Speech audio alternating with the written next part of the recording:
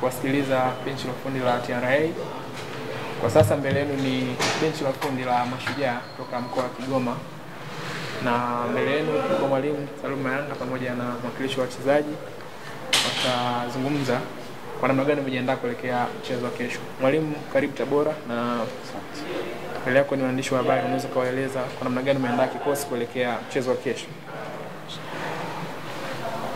Baada ya kumaliza mchezo wetu uliopita na bahati mbaya tuliupoteza, tumeweza kufika Tabora na tumepata vipindi takriban viwili vya kufanya masahihisho ya makosa ambayo tuliyafanya kule. Mategemeo yangu baada ya mazoezi na vijana kwenye kipindi cha jana jioni, tuko tayari kwa ajili ya mechi ya kesho na kuona tunapambana kupata points 3 muhimu. Mbona kama swali la tatu?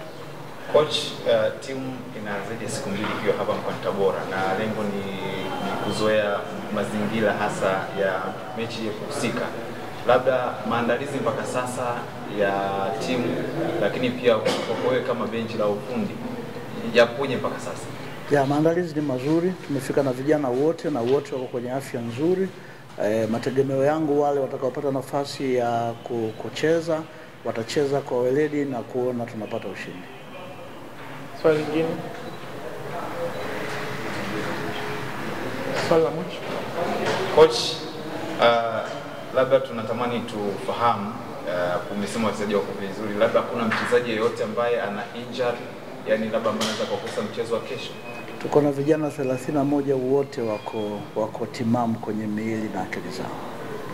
Yaani kipi sasa ambacho tunachowaambia wana Mapigo na Mwendo, wana Kigoma kuelekea kwenye mechi ya kesho dhidi ya TRA United kwenye jimba la Ali Hassan Mwinyi?